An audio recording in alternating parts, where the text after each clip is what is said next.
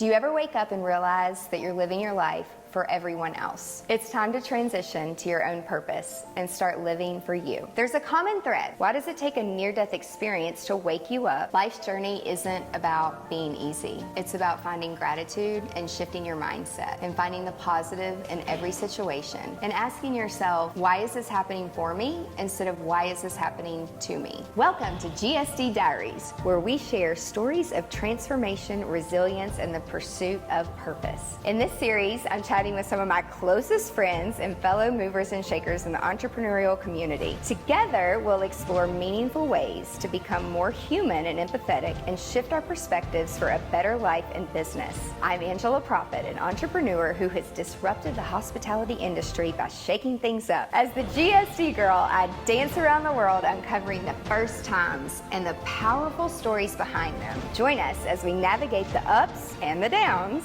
learn from each other's experiences, and uncover the truth behind living a fulfilling and impactful happy life. This is GSD Diaries.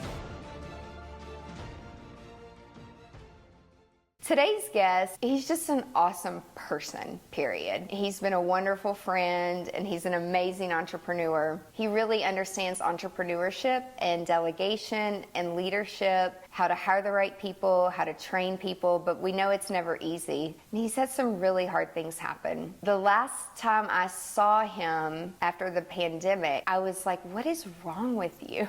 Are you okay? When you don't see people as frequently, we're going through life so fast, we pass by people that we work with or we see all the time. We're like, how are you? And it's like, oh, I'm good. How are you? And then really it's like, no, you're not good. So having friends who can just say, no, it's not okay. And I don't know what's wrong. And I'm going to keep searching, and I'm not going to give up. We're going to talk about that today. And what happened? You have to lean on the right people. And it's all about relationships. Adam Loeffler, welcome to GSD Diaries. So we're rolling? Yeah. We're rolling. You're I thought it was the opposite so of that, maybe, entrepreneurial. Yeah. Where does that come from? I get bored easily. Yep. And I like challenges. You know, people ask me sometimes like, what do you do every day? Yeah. I would say like 90% of my job is solving problems. Yeah. Which I really enjoy, whether that's a direct problem for a client or something internal with the business. Every day is something different. But yeah, that's something I've always had, like a drive and passion. Just get into something and see what happens. But were your parents entrepreneurs? My dad owned his own business, so I did grow up like with that background of being able to see the ins and outs. I heard him talking about making deals and I'm putting a bid in for this. These different language. I started working for him when I was 12, and by the time I was 16, I was doing like payroll for his business and stuff. So I did, I guess, have some. Oh my gosh! Some things. So that formation, in my background, So this is so interesting because I would never pin you gold. I have done the and colors. And you do know your colors. Years ago, but yeah, you. Put them in order when you're looking at the pictures. Do you remember what mine were in that order? By looking at the pictures? By looking at the pictures. Yeah. Oh, hold on, let me look at the pictures. What do you think? You get shit done. Yeah. But most golds, they want to do the same thing every day because it's comfortable. Yeah, I don't like that. And so I know that you're this. Yeah, when I took the test, it was orange. When I looked at the picture, I'm like, oh, this is me. I'm very organized. And it's not. But what's so interesting is when you were 16 and responsible for payroll, that's like a huge, that's a big deal, responsibility, right? Yeah. So it's like you have to be this way because there is no other way than to be exact. Yeah, like force you into it almost. Yes. Yeah, it's like, when I worked in healthcare and I charted, the insurance companies are only going to pay the bills. you have to be so detailed. Right. Yeah. And it's like we know how to do that stuff, but that's not what really makes you happy. Right. It's not what makes me happy. Right, me too. I want to be operating over here. I push these things to my back list often. Yeah, it's like, I'll do that later. And then it's like, or I never do it. Yeah. Or I have to Hire get someone else to do it. Exactly. Yeah. You have to outsource. Do you remember this? I don't. You don't? No. You don't remember this? I have no idea what this is. I'm a little nervous. When I first met you, y'all gave this to me. I think it was like a friend that was doing something with a leather business. Or, I do, I do remember now, I was like, I didn't remember at the time, but I do know. And so when I first met you. It was like 7, 8, longer than that. Yeah, anyway. What year did y'all open? We started in 2011, so 13 years ago we started. Okay. But I don't know, I think I met you like in 14 or 15. Yeah. And then we started working together in like 16 or something like that. Yeah. Yeah, so probably 8 or 9 years. So I worked with y'all for the first time, and then I think it was like Christmas, and you guys, gave this. This has been all over the world. This has been in 32 countries with my passport. Wow. Okay. Dude, that's so, awesome. I'm telling people that when, you give someone something, it's like, what do you do with it? I just know that, like, the energy, that as a leader, like, that you bring and then all your team brings, it's just different and it's fun. Yeah. And so, and you lead with fun, and we all communicate and we get along, and we, like, genuinely love what we do. Yeah, it's great. I mean, you get to work with your friends. Right. It's like, sometimes our wives are jealous because they're like, oh, y'all are getting to go and hang out and do this or that. And it's like, yeah, it's like we enjoy our jobs and, love what we get to do. So it's a blessing for sure. And it's, when you're traveling, and sometimes, you're traveling alone, it's not always fun, but I Right. have like these little things that I carry with me all over the world. Yeah.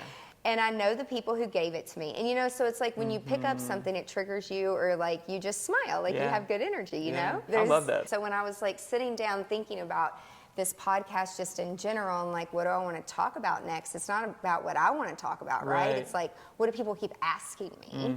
And people keep asking, like, how have you lost so much weight? I get like the curling iron question, like, what hairspray do you use? It's like simple things, but then there's hard things, and sometimes we deal with things differently. Yeah. When it is for us, and we started off, and you said, I create solutions, like that's what we do. Yeah.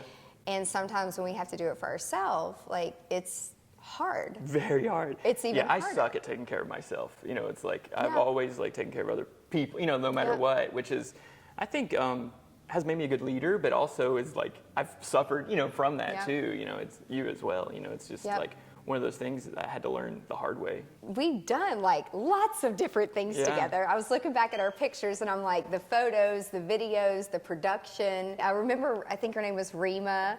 Like some of the, like we've done some like really fun, cool, and like the opportunities. I mean, batshit crazy stories. But then there was a day when you weren't around for a little bit. Yeah. Like you really weren't. Yeah, I was super sick. And, and everyone felt it. And it's like, I wanted to ask you, like you're married, you have five kids. Yeah. Between you and your team. Y'all can run a football team, a basketball team, which is amazing. Yeah. And did your wife homeschool the kids ever? Or? For a little bit, but it was just like during COVID when like kind of like schools were shut down, and I was like dealing with sickness and stuff. So it was like one semester she did, but they mostly been in school, so it was just great. And it's just, the whole purpose behind this is like you never know what's going on with people. Yeah. We want to help others because that's what we know, and that's what makes us feel good is creating the solutions. But when you don't know, or you're not getting the answer, or you're not getting the result that someone else is telling you to do, and they don't even have your problem. Right. You start to really question things. So you got really sick. Yeah, I got super sick. Really sick. Yeah. And I will never forget, and I'm so serious when it comes to these things. And there's not really much serious about me because you just have to laugh it off. And I'm not going to say where. As a planner, and I mean like an event planner doing multi-million-dollar events with thousands of people sometimes, when it comes to dietary restrictions and allergies, and then myself having really bad allergies. On my phone, I have a whole album of just my allergies. So when people say, oh, you're really allergic to fish, it's like, yeah, this is actually what happens. Yeah, here's the outcome. So like, don't pretend, and like, let's not cross-contaminate. Right. It sucks. At an event that we had together, and we go to so much detail to color code and number, and everything for dietary restrictions, from the table number to the table seat. It's just so much work. And you got served the wrong thing or the wrong information, and so after triple checking, not double, triple. triple checking. Yeah. And they went to the back, checked with the chef, and And so no matter what you do, sometimes the wires get crossed, and it can kill someone. Yeah, it can literally kill someone, and it's happened more than once at some of our events. Yeah. But the difference this time was I didn't know the people personally. Yeah. I'm the one that called 911, or I'm the one that's there, helping people through it. But when it's my friend and one of my really good friends, who I'm like, you know, standing and talking about doing real estate shit together. Yeah. You know, it's like from that, which when COVID hit, y'all, we were looking at a building together and with my mother and my brother, and we're like, this corona thing. Yeah. You know, and thank God we didn't do that, you know. Yeah. It was literally February 2020. It was. It was like the worst time to do that. It was just, I'm glad we didn't miss it. Right? It's like, it's okay to stop sometimes, Yeah. you know? If you're watching or listening, like, this is really serious.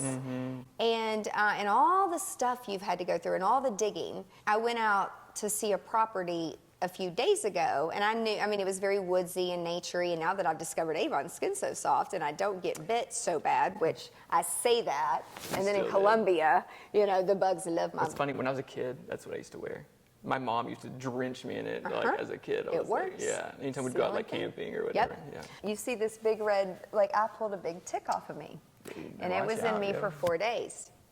And so my brother and my niece have alpha gout, and so this morning I'm like, I mean, we were going to talk about it anyway, but I'm like, I really want you to, like, share some of what, you know, you don't know, you know, this, what happened kind of thing, but what happened? Like, when did you start getting so sick? Yeah, so in 2019, I got real sick, and I didn't know why. You know, it was just, I lost 60 pounds in 3 months. Like that? Yeah, so it was real quick. So anytime I went to a doctor and I told them that, they were like, okay, you know, like, they're doing these different, you know, asking me these different questions, and they're like, oh, you have 10 of 12 symptoms of colon cancer, of pancreatic cancer, of, you know, all these different things, you know, it's just like the worst case scenario. And then they run all these tests and scans, they're like, oh, you're healthy, you're perfect, you're completely fine. I'm like, well, I'm sick as hell. Like, I'm not, you know, like, I'm losing all this weight. I'm like, I feel terrible. I can, you know, have no energy. I'm completely fatigued, brain fog. Like, it got to the point where I'm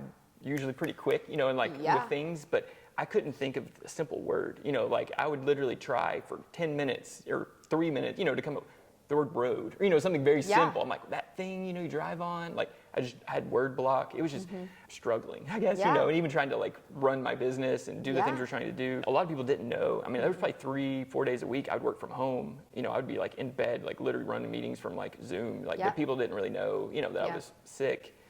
Or not feeling well, but I didn't even know what was wrong with me, you know. So like the unknown was the most nerve-wracking part. I felt terrible for my poor wife, you know. She was like having to endure all that with me. She was great, but then July 1st, actually, 2020, I found out that I had Lyme disease, and so that was like what was the major underlying thing that had made me so sick. I had that plus 28 co-infections, they called them. So it was like bacterias and parasites and like just bunch of crap. You know, literally my body was just like polluted with so much junk. But I was able to get treatment and, you know, go through it. It took about a year. It was a long process. I mean, it wasn't like, oh, hey, I took a shot and I'm feel better tomorrow. You know, it was a lot of work, a lot of intentionality, you know, like that I had to prioritize my health. So like in looking back at it, I see that year of 2019, I pushed my ass off. Like I literally, it was our best year we'd ever had, like financially, like we were growing, we were moving, like everything was happening, like there was interest in buying our company, like all these things were happening. It was just boom, boom, boom. But you know, it was 70, 80 hours a week, every week. You know, it was like, it was just nonstop. So for me in that time, when I look back on it, I'm like, what were my limits? You know, like I pushed too hard. Like, was it worth the little bit of extra ABC, you know, to get this situation? If I hadn't done X, would Y have happened? You know, like there's all these what ifs, right? Since then, you know, it's changed my perspective. Even like, as people who are busy, our task list never ends, right? You know, it's like, I mean, it's nonstop. You know, there's always something that has to be done, and it can be happen, you know, at 2 in the morning or 2 and a half, you know, whatever. It's just nonstop. It could be, and that's where I used to be like, I have to keep going, got to do this, got to do that. But I've learned limits in being like, all right, can this wait until tomorrow? Can someone else do this? Can this wait till Tuesday? Or whatever it is, you know, if it can't, you know what? It can't wait. You got to freaking do it, you know, and that's just part of like, you know, being a boss. Sometimes you just, shit stops with you, you know? But other times it can wait, and it's not that important. It's like, do I really need to do this one thing, you know, right now, this blog going out at 10 p.m. or 10 a.m., does it really matter? You know, like little things where it's like, oh, I want to get that done today, but part of me is like, I need to get it done because I have these other things to do, and you get it. But I've learned to just prioritize things differently. I've been more present at my kids' like sporting activities and things like that, because that's what really matters, you know. And as they get older, I want them to see me more present. Yeah. Yeah. And you coach one. Yeah, I Of coach the my teams? youngest. Yeah. Yeah. Yeah, in soccer. So it's been fun. And you make time for it. Yeah, a couple days a week. Yeah, it's been good. Yeah. But like you said, you prioritize that. Yeah. But when you learned that you had Lyme's disease, and how long did it take to what was the process like to even get to that? And was it a tick bite? It was a tick bite. Yeah, so I didn't share that. So This is why I'm so freaked out about getting bit by ticks. I actually listened to a podcast today about ticks, and I sent it to Kanan. Tell me more. Send it to me. I need to know. It's crazy. I'll send it to you. I need to know. It's a little scary. But I'm a little paranoid right now. I'm You like, should be. do I have it? Because when I woke up the other morning, I mean, I was drenched in sweat. Yeah. And I'm like, oh my God, something's wrong. Nice I have a sweats, yeah. fever. And then, I knew that we were just walking around the property and stuff. And so I'm like checking everything. And when I'm at home, I'm usually by myself, Yeah. And so I'm like, I don't have anybody to come Yeah. look. Check me. Exactly. So I'm like, and then I turn around and I see Thank God you saw it, yeah. But it looked like a mole, Yeah. because I have freckles and moles on my back. And I saw it kind of move, and I'm like, oh my God, you've got to be fucking kidding me. And it's literally, I don't sit around and think about this, but when I do go out into nature like that, which I actually can enjoy more now, Yeah. I'm like, oh my God, please just don't let me get by. I literally walk out into the woods praying, don't let me get bit by a tick that has, because I don't want to have alpha-gal, know, right? Or yeah. Lyme's disease. Yeah. But how did that even arrive? Yeah, totally. So, like I said, no one knew what I had. Functionally, and even this podcast list too, it talks about how it's, Lyme is underfunded, and it's hard to diagnose, and there's all these arguments in medicine about, well, no, it's this, and no, it's that. It's very confusing, in general. So it was challenging to get diagnosed. My nephew had got bit by a tick. They're from Minnesota, and he had Lyme disease. He'd gotten super sick and had some issues. He had found this specialist in Wisconsin, and he had gone to get treatment there. And my wife was like, hey, maybe you have Lyme. And I was like, no, I don't have stupid Lyme disease. I'm like, I fought it for 6 months, 4 to 6 months. I was just like, there's no way. I'm reading these different things. I'm like, no, I don't know. I was in denial, or again, I'm slow. Right. My brain's not functioning at a high level, so maybe I was just, slow-mo. But anyway, I ended up finally calling this place, and they were like, hey, fill out this form or whatever. It was 75 symptoms, of Lyme disease. And I had 52 of the 75. And so they were like, we're really confident that you have Lyme. Yeah. And I was like, well, what if I don't? It's I don't want to come all the way up here and pay all this money. And they're like, listen, Adam, because, insurance didn't pay for it. It's special treatment and all this crap. But they were like, hey, well, give us a $500 deposit. You come up here, we'll test you. If you don't have it, we'll give you your money back. Oh, okay. If you do have it, we'll treat you. Okay. And I was like, I can roll that dice. Totally. I'm sick as hell. At this point, why not? Let's go for it. Right. So we went, and I found out that's what it was. And that was, the best decision I'd made. I was able to get a lot of holistic healing, And there was even weird stuff, we'd build a new house, and we had mold in our house. That was something I didn't know about until that doctor, that was one of the things I had, was some mold, which mold and Lyme are also very similar in their symptoms, I found out over time. But it's so interesting. When I moved into my first apartment, when I moved back from college, and I was, at the time I worked at the AIDS clinic and infectious disease, and so I was doing laundry, and I looked over in my baseboard, and there was a mushroom growing out of the baseboard down by where the toilet was, and I'm like, well, that's just weird, right? What? And I don't really go in the guest bedroom that much with the guest bath. And so I picked it up. I just got it out, and I don't know why I did this, but I remember doing it. I picked up a toilet paper, I put it in a jar, and I took it to work. And I asked the doctor I worked for at the time, I'm like, Dr. Carr, what is this? And I'm like, it was growing out of my baseboard, and he was like, oh, we should send that off. And then it came back, and then immediately he was like, you cannot go back into that apartment. There's black mold. Oh, God. I called the place that I lived at the time. When I got home at 9:30 at night, because it's I go to work, and then I go to teach gymnastics, and then I go to the gym, it's 10 o'clock before I got home. There's tape everywhere, I couldn't come in. It was a big deal. I had to throw furniture away, I had to throw curtains, I had to throw clothes away. Now, the insurance and then the apartment place, offered to move very quickly, and then I ended up just getting a house at that point, because I'm like, what's the point?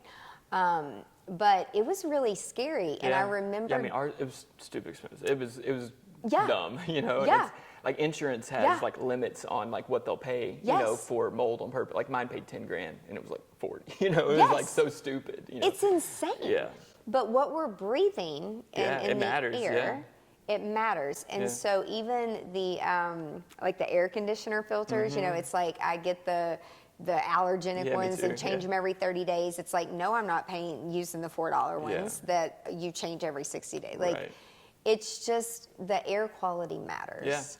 Yeah. But so after you found out that you had it, like, what changed? And because it's not like you said. No. Because I remember seeing you, like y'all came over. I'd seen y'all in the year, like towards, I guess like the middle or towards the end of COVID. Yeah. But a few times I would see you and like you're so thin. Yeah. And at one of the events that we did together, for context, I'm 35 pounds more now than I was then, you know. Exactly. Like, I'm not like big now, but you know, like you're still thin. Yeah.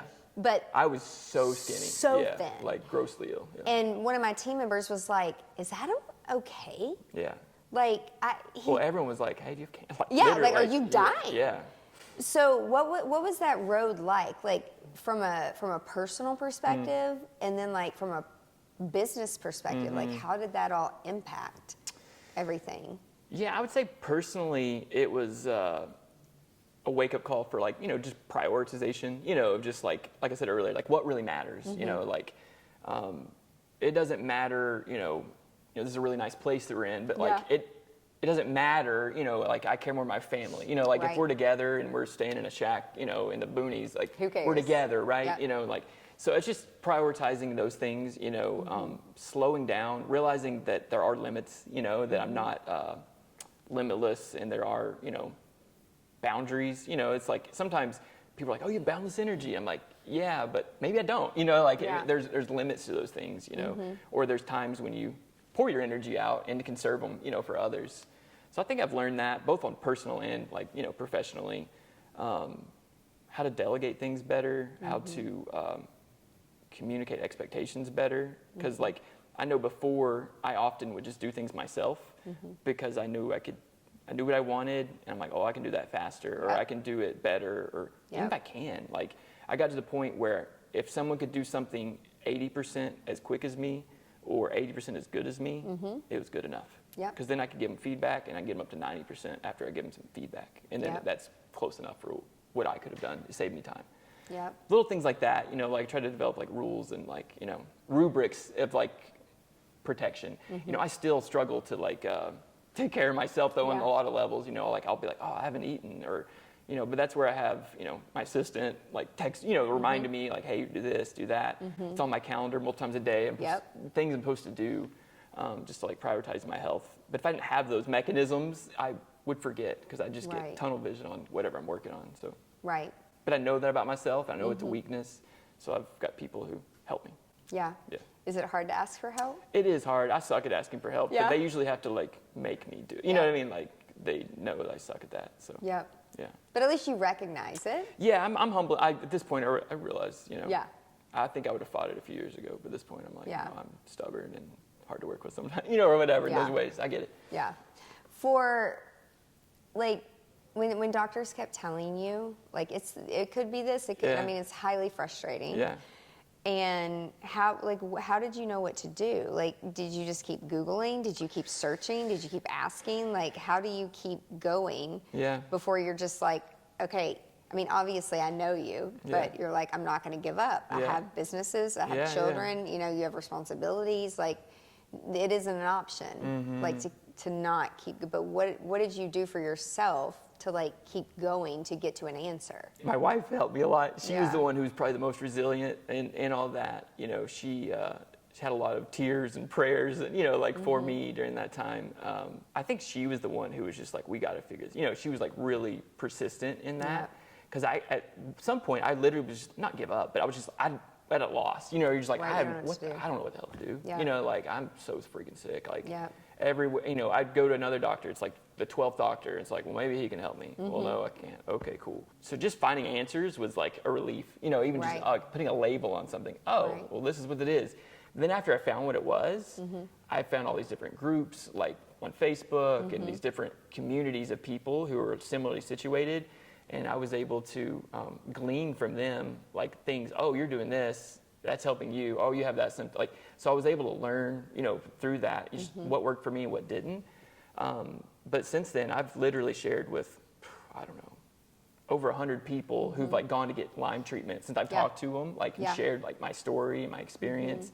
I mean, I've had multiple phone calls with random people and like Florida. Or people are like, hey, my friend, would you talk to him? Of course I'll talk to him. Like strangers reach out to me on like Facebook. I'm like, sure, I'll talk to you. Like, I do feel like responsible. I went through something. I suffered through it. But I don't want other people to have to do that. Exactly. So, like I want to like share with them and like help them to not have to do that. So it's like if I passed through that and I had a couple of hard years to alleviate other people from that, it is what it is. It's like I don't want to gatekeep that and be like, I should freely give it. Right. Yeah. So like, what is the number one thing that you would tell someone first? What's the number one thing of, if you're not sure what's wrong, like, what do you do?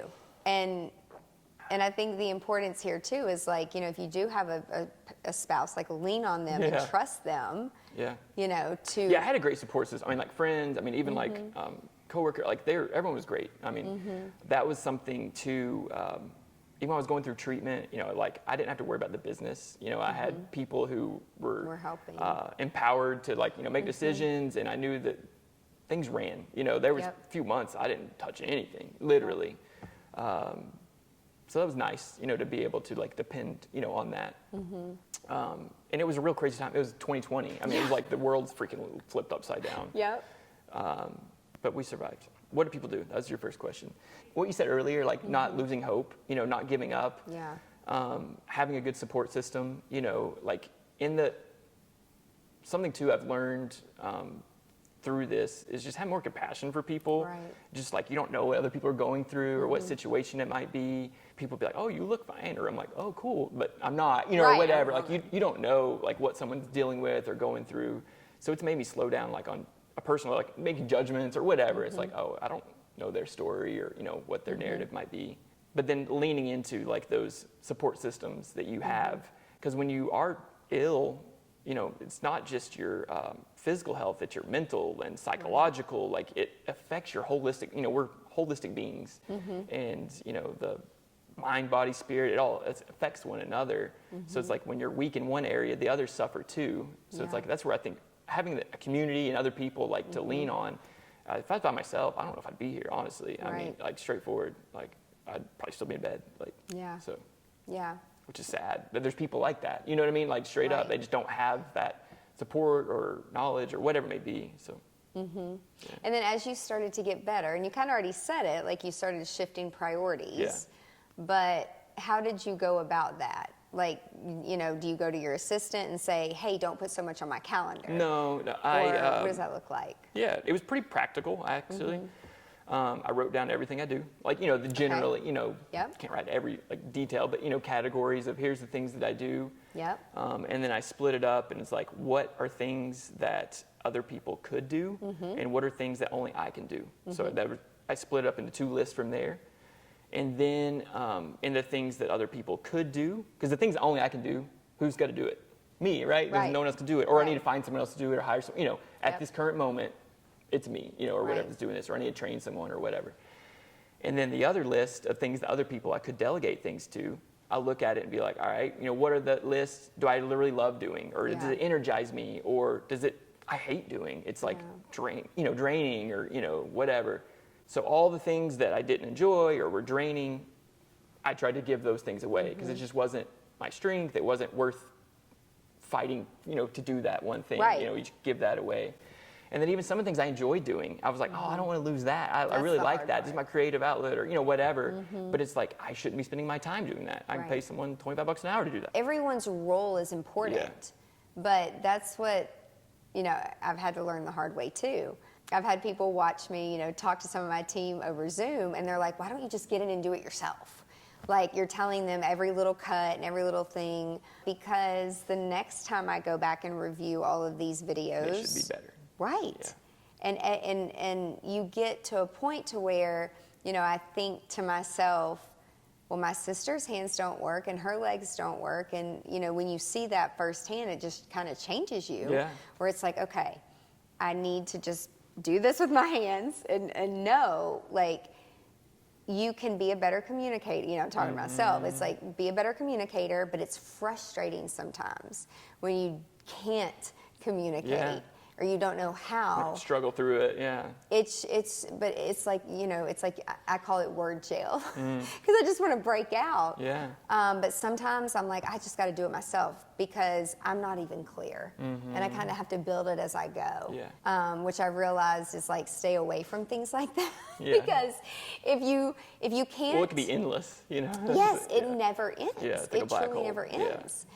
But it sounds to me like lean on your community. Yeah. Lean on your family and friends. One other thing I thought of too is being clear about expectations. You know, just like if I'm going to, you know, hey, can you help do X? Well, what's involved with that? You know, like being very clear that we're on the same page, as opposed to being like, oh yeah, I can help with that. And I'm thinking it's going to be, you know, small amount of time, but it's like, oh my gosh, this is so much of my time and energy.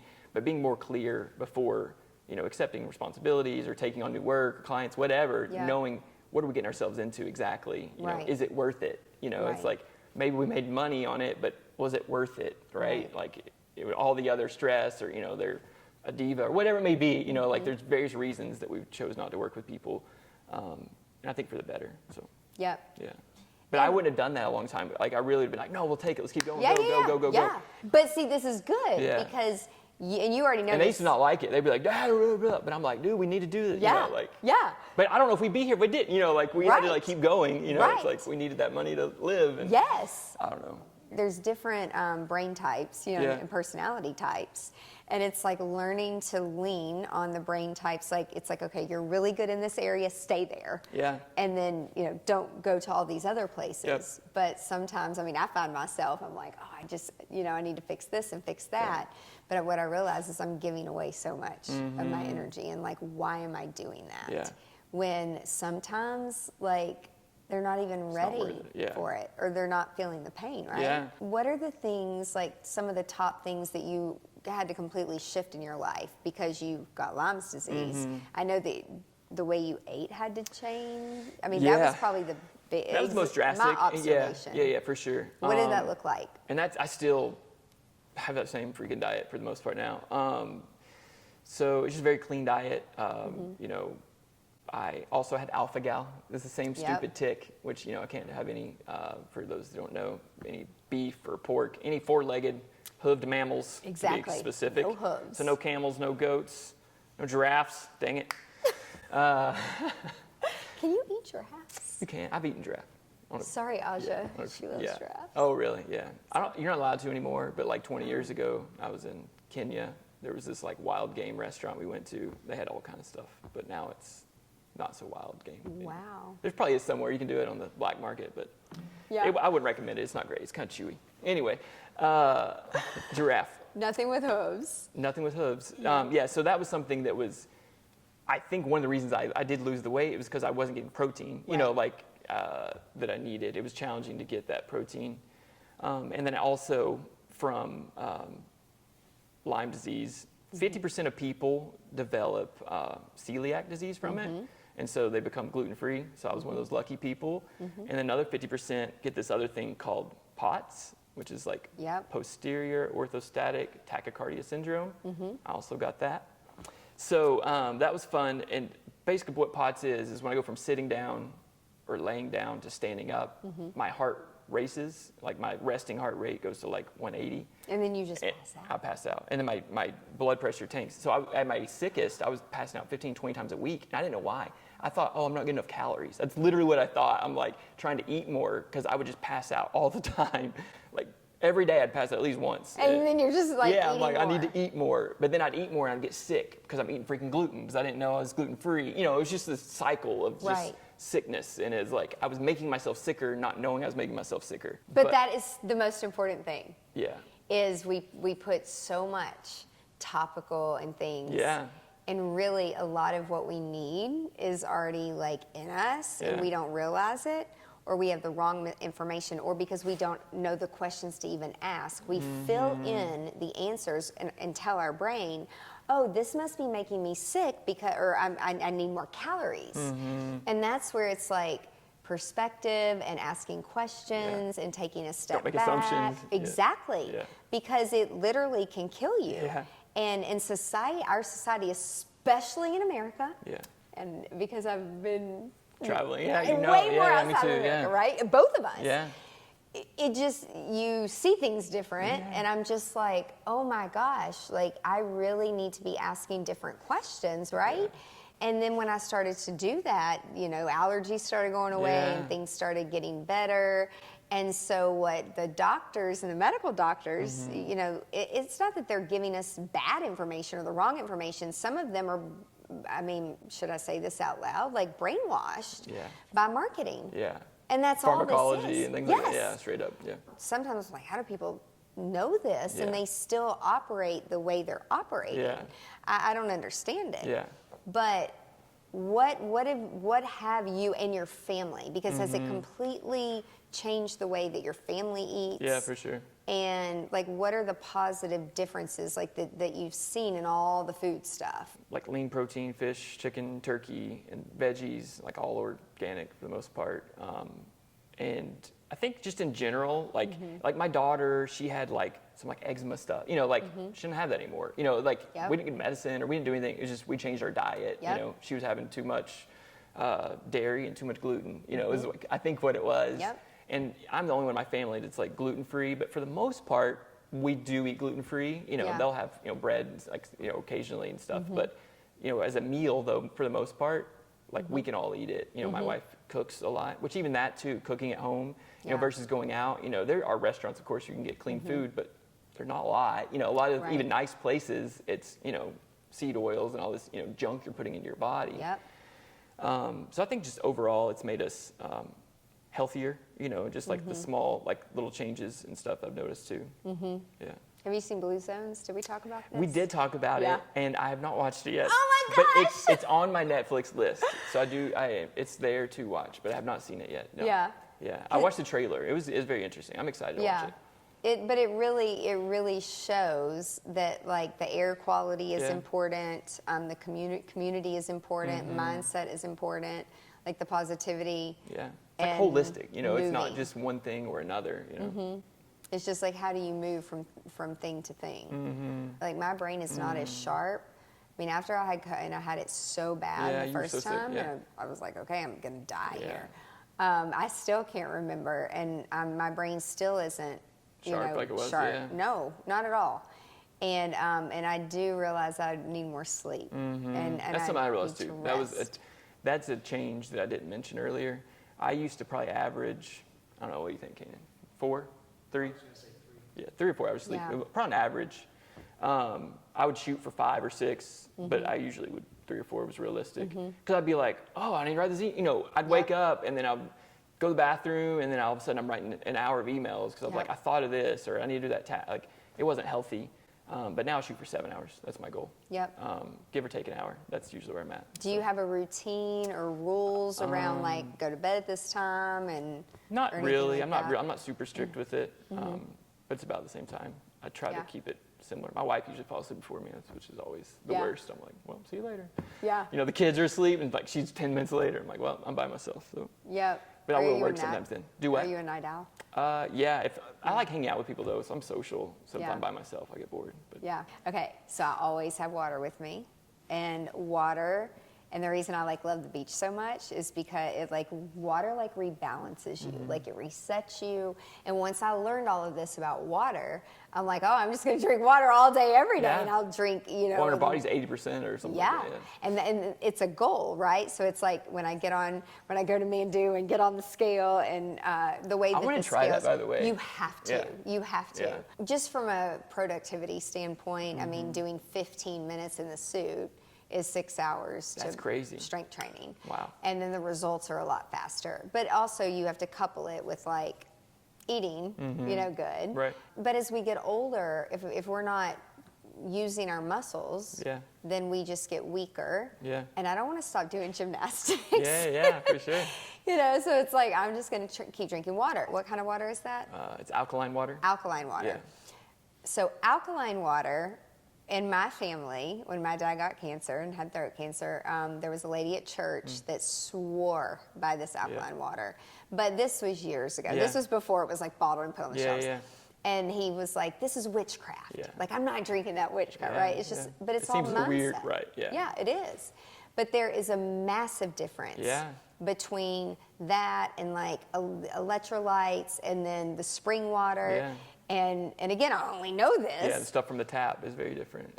I mean, I sold water filters coming right out of college, and I learned how much chlorine, I mean, you can just go get a little kit or get it off of Amazon and test your tap water, and it is it depends on where you are, or where you live, or where you are in the world. Yeah, the last one I checked for Nashville, it was like, I think there's like 17 water treatment facilities. It was like 13 or 14 of them had levels above, you know, the whatever the EPA's recommendation. Yes. We don't know that, you know, we're serving it to our kids or whatever. It had different like medicines in it, like antibiotics.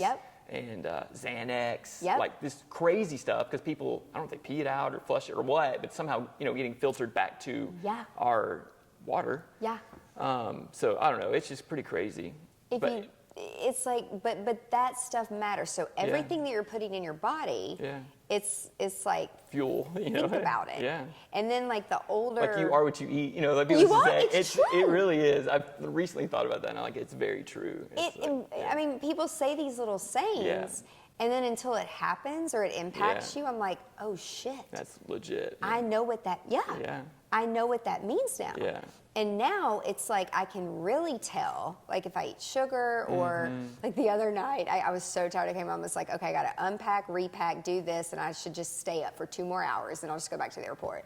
And I'm like, I ate a whole thing of gummy worms. I was about to say gummy bears. That's literally what I thought of. It's like the texture of something and moving. I'm not really hungry, but it's like, I don't know. It kept you awake, and it just kept going, And then I'm like, okay, so I just ate a whole thing, so now I'm going to jump rope.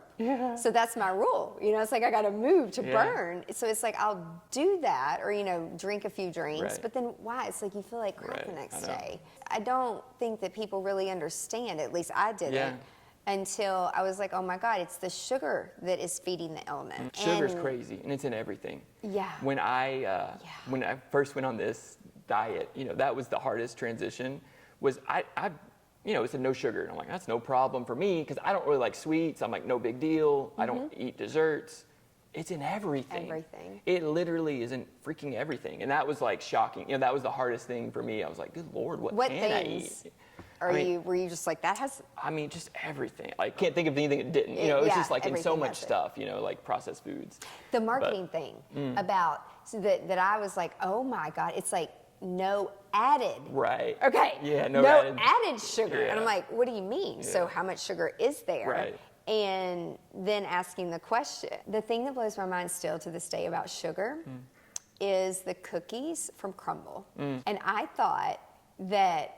When I first went, and I remember looking at the calories, and I'm like, well, that's not so bad, right? It's probably per piece or some shit. It is a fork. Yeah. So it's like the cookies are this big, and they're huge, like cut, you know, and I will still eat Crumble cookie, but it's like I cut them into 4s, you know, and I would have a 4th because they're so good, but it's just like every once in a while because the sugar is just so...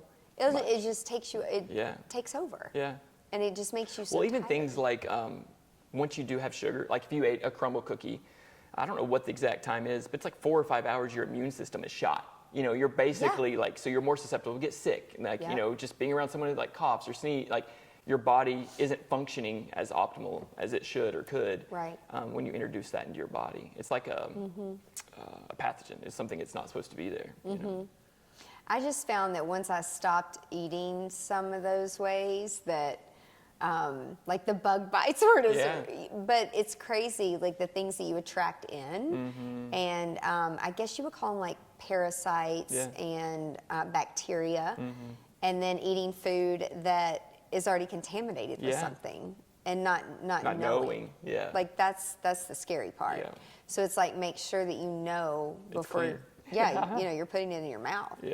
Are there any tips that you can tell, like for Lyme's disease, like specifically that that could be Like, do you have like the most helpful thing that you wish that you would have known when you knew you got diagnosed? Like, just like, don't eat sugar, don't cheat. Yeah. You know, like, is there one big thing that can really make a difference? Or it's a lot of little things? It's a lot of little things, Yeah. but I will say that the place I went to, it was called Lyme Stop. It's in Wisconsin, so anyone who's suffering with Lyme disease or knows someone who is, like, totally check that out. There's one in Wisconsin and one in Idaho. There's only 2 in the whole country. Okay. It's called Lyme Stop, but I highly recommend it. There's like, like I said earlier, there's so many different like perspectives and philosophies on it, and even I shared my experience of my healing journey of going to this place and saying like, hey, I was able to get treatment, and I was this way, now I'm that way, I'm better, and just sharing my experience. Yeah. And I felt like demonized by people were like, oh no, like that's not possible, and this guy's a crook, and like I got kicked out of a Facebook group just because I shared my story. So it's like it's interesting because they say you can't like get healed from Lyme, you can only put it in remission is like what medically, but I don't have my body anymore. So I know I had it, now I don't. So I'm like, I don't know, am I an anomaly, or are these other 5 dozen people I've sent who also were before and now they're not? But they just had a bunch of like misconceptions. They were like, this guy's $50,000, he's a crook. I'm like, actually it was 4,000.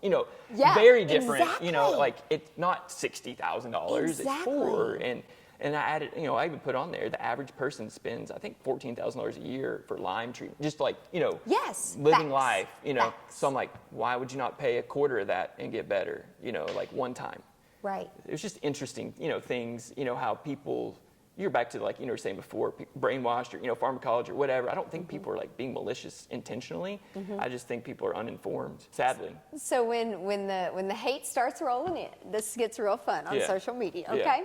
Yeah, And- people are probably gonna hate me for that, whatever. Well, no, but here's what I've learned. The statement that you just said, because people they fabricate things. They're so quick to judge and say all these things. So my question back to people, I'm like, challenge me, give it to me. This is how we learn. Yeah. But like if someone would have said something, I would have said, well, did you spend 60 or 40 or 60,000? Yeah, whatever it was. Yeah, something stupid. And did you have a horrible experience from it? Tell me more about that. Yeah.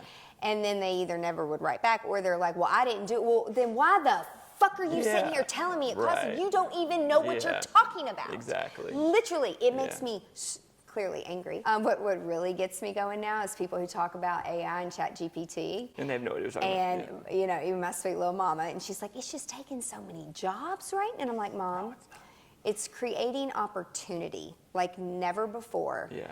So the people who are efficient with tools and they do enjoy new things, absolutely some of that stuff is going to take over. Yeah. But it frees people up to do more important things that are emotionally intelligent. Saves me hours a week right now. It's huge. Yeah. I mean, it's insane. Yeah. And so now when I go into a room and I talk and I'm like, how many of you love it or like it? And how many of you are afraid of it? So we did a poll. People said they're scared, they're afraid, because they don't know what they don't know. Yeah. But then go use it. Yeah. And then at the end of it, after I showed live prompting and threading and all that, and I'm like, okay, now that you've seen it live, are you more excited? And most people, it's like the hands in the room are totally They different. experienced it, yeah. I think of things differently now. It's like I don't want to say anything or talk about it or add any commentary unless it's actually happened to me. And that's just like a good gut check of like, don't respond to things like that, you know? Yeah. But Know what you're talking about? yes. Yeah. And some of the things people say about social media, and you think and I'm like, well, what case studies do you have? And what you said you have a lot of experience. Can you define a lot of experience? What does that mean exactly? Yeah. And what case study, do you have any numbers to back it up? And that's the thing where, like, medically, some of these things, there is nothing really to back it up. Yeah. We don't know if it's going to work or not. Right. It's an educated guess. It That's is. literally what doctors do. It's is. a hypothesis. And then if it works, It was right. and then you share it If with it people. wasn't, then you try something else. It's Yeah. just trial and error. Yeah. It's like modern medicine in a nutshell. When was your first time? First time? First time that you just did something new and you were so happy. I did a TikTok with you. That's That was the right, first that's time. right. Yeah. Well, today was the second time. Yeah, today's the second one. Yeah. But yeah, Yeah. a couple months ago or 2 months, whenever it was, we got together. Oh my gosh, we still haven't picked So the that I really did. I was very against it. Yeah. But after I did it, I did smile, and it was enjoyable. Right. I showed my kids. They laughed a lot. Oh, They what'd enjoyed they it. think? Yeah. Oh, they were like, Dad, you're so funny, you know. But Aww. my wife's a gymnast. She teaches gymnastics. We have a thing in our house. We literally just do it like for like my kids' Well, friends that's and stuff. awesome. Yeah. For like just started doing it for our girls, and then Yeah. like our kids' friends were like, oh, we want to do it. Yeah. So she does a class once a week for 2 different levels. Yeah. How does she take all this stuff with like all the business stuff and all with 5 children and Yeah. like how do you guys, I mean, you're such a great team. I know that. Yeah. But like what's the secret to it? We trust each other. I think is a real crucial part. We try to communicate. You know, we're not perfect by any means, but you know, I try to, you know, even when things are going to be really busy, I'm like, hey, just so you know, the next 6 weeks are crazy. You know, I'm not going to be around as much for this or that, or we have a shared calendar. You know, like we try, like high communication. You know, we have lots of kids. You know, it's like there's people have to go different places all the time. Are there things that y'all do specifically, like together? Every Wednesday you sit down, or is there like a routine or something? Not that really. You do? I mean, at times we've done, you know, different things. Usually, I guess on like a Sunday or weekend, like we'll talk about the week and we'll be like, you know, look at it. But it's not like a set time. I know some people have like, hey, we have our family meeting or whatever, a set thing. It's not necessarily that, but we'll kind of look at the week, you know, and say, hey, what do you need help with, or can you pick up the kids here? You know, we'll look at that to see how we can negotiate our lives. Ask for help. Yeah. Ask for help Yeah. and like lean on community. Yeah, 100%. I don't think I would be where I am without those things for sure. Yeah. But you have to humble yourself to do that, you know, and it's not easy to do. But I think me going through like those health challenges made me just get over myself, you know. Yeah. It's like, it doesn't really matter. Yep. Me too. Like with Yeah. all the stuff that we've done, Yeah. where I'm like, shit has to be perfect. Yeah, yeah. I hear people talk about other people and like planners, and they're like, oh, they're so rude, or they're so mean, or and I'm like, but really, are they? Yeah. It's not that we want to act mean. It's like I don't want to feel that way. Yeah. It's just things have to be that way. Yeah, there's a standard. And Exactly. You need to do it. Yeah. And you can cut corners sometimes, and you can get by, but really evaluating, like, what's the priority? Does it have to be done? Like what you said, does it have to be done right now? And sometimes, like, we set ourselves up for failure as without a doubt. leaders. You did such a great job at like having a support group and like leaning on people, and I feel like it is, well, I don't feel, people tell me, right? They come up and say these things at conferences. They're like, thank you so much for sharing this, or thank you so much for having this person, because it helps us have hope. And sometimes people just need to hear somebody else's story. 100%. And know, like, yes, you can run a business. Yes, you can have a family. You've been married to your wife for a long, 18 years. you know, almost 20 years. Yeah. It's like, but it comes down to communication and trust. And without those foundational things, all the pretty nice things, it doesn't matter. Yeah. This was fun. Thank you so much it for was great. doing this. Yeah. And thank you, all of you guys. Now we're all going to do a TikTok before Adam leaves together as a group. It's more fun as a group. Rock and roll. Yeah. Let's do it. Yeah. Thank you. TikTok. Okay.